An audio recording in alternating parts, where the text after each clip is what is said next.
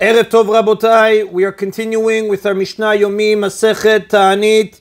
We are up to Perek Dalad Mishnah Aleph. Today's Mishnayot should be Le'ilun Nishmat, Neria ben Svetlana Aranbayev, and Eliyahu ben Burcha Israelov, Menuchatam beGan Eden, Amen. And Le'avdeh ben Chaim Lechaim, for the Refuah Shelema of Daniel Shalom ben Rosa, Betoch Sha'achulei Israel. The Kohanim are required to recite Birkat Kohanim, the priestly blessing, when the Shmoneh Esrei is repeated in public. Therefore, it is recited every morning during Shacharit and on the Shabbat or Yom Tov during Musaf as well. The Torah commands the Kohanim to bless the Jewish people in Sefer Bamidbar, chapter 26, verses 22 through 27. This blessing is known as Birkat Kohanim, the priestly blessing, or Nesiat Kapayim, raising of the hands, because the Kohanim raise their hands when they recite it. The commandment is fulfilled by blessing the congregation at least once a day. In the temple, the Kohanim recited the blessing after the morning Taanit was offered. Outside the temple, they recited together with the final blessing of the leader's repetition of the Shmoneh Esrei. Now, the custom of reciting Birkat Kohanim daily still exists in Sephardic communities and in most of Eretz Israel. However, Ashkenazic communities of the diaspora outside of Eretz Israel have adopted the practice of limiting the priestly blessing to the Musaf prayers of festivals. The Raman Orach Chaim, chapter 128, Halacha 44, discusses the reason for this custom.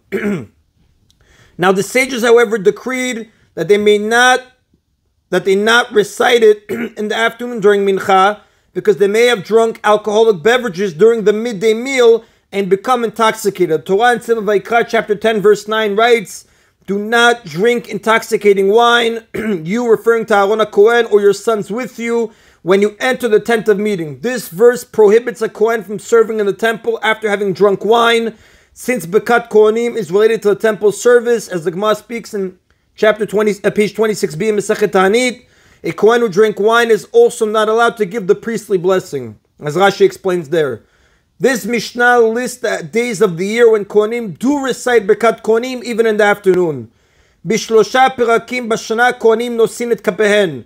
On 3 occasions of the year, the Kohanim raise their hands to recite Birkat Kohanim every time they pray, meaning not only during Shacharit, but even during the afternoon prayers of Mincha and Ne'ilah. Ne'ilah is an additional prayer recited at the end of Yom Kippur and at the end of certain other fast days as well. Its full name is Ne'ilat Sharim, closing of the gates, which refers to the closing of the gates of heaven at the end of the day. As Rashi explains on page 26a in Masechet Taanit, citing one opinion in Yerushalmi Brachot, chapter 4, Halacha 1. Arba pa'amim bayom b'shacharit b'musaf b'mincha b'nilat sharim.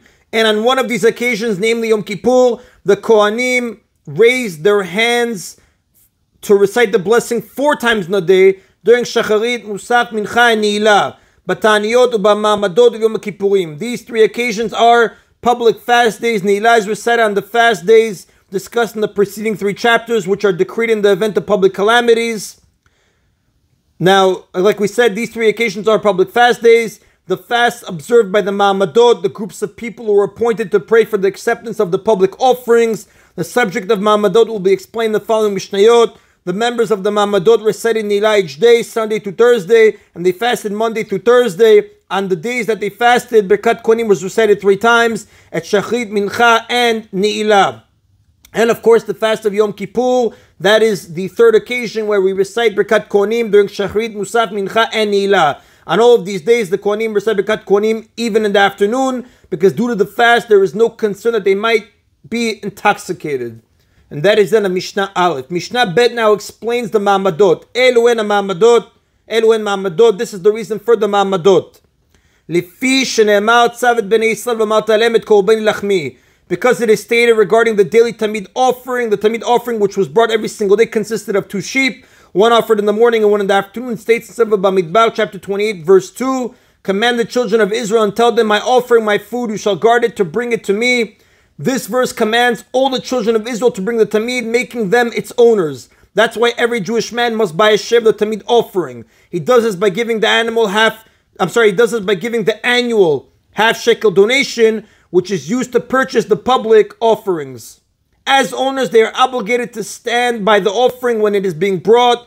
The verse quoted in the Mishnah states, "Tishmuru la'akrivli," you shall guard the Tamid to bring it to me, from which we derive that the owner of an offering must be present when it is brought. It is impossible, however, for the entire Jewish people to fit in the temple courtyard at one time. Therefore, the difficulty arises.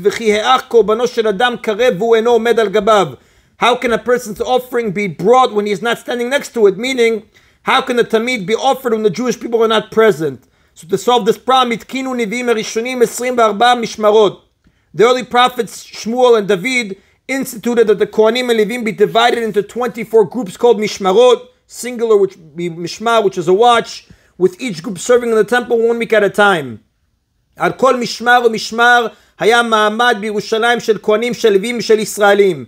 And that for each and every week of a mishmar, there be a gathering in Yerushalayim, not only of the Kohanim and Levim who belong to that week's mishmar, but of Yisraelim as well. The Yisraelim of the Jewish people were also divided into 24 groups, which were called ma'amadot, literally a station. Only people of good character who feared sin were chosen to be members of the ma'amadot, as the Rambam writes in Erchot Klei HaMikdash, chapter 6, Halacha 1. And each ma'amad of Yisraelim was linked to a mishmar of Kohanim and Levim. When it was the turn of a mishmar of Kohanim and Levim to serve in the temple, the corresponding ma'amad of Yisraelim joined them there. It was the task of these Yisraelim to stand by the Tamid when it was offered, and they did so on behalf of the entire Jewish people. Therefore, through the actions of the ma'amad, all members of the Jewish people fulfilled their obligation to stand by the Tamid. This is an application of the rule Shlucho shel Adam kmoto. The agent of a person is like himself. When one person is appointed as an agent for another person, his action is viewed as though it had been done by the person he represents. Therefore, the Jewish people being represented by the ma'amad were themselves regarded as having stood in the temple. Having explained the reason for the ma'amadot, the Mishnah describes what the ma'amadot did.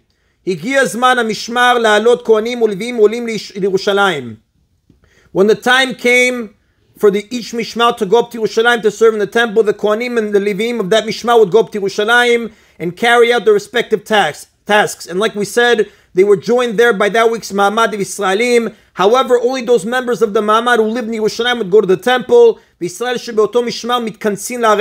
Yisraelim of that group who lived farther away and could not make the journey to Yerushalayim gathered in their hometowns.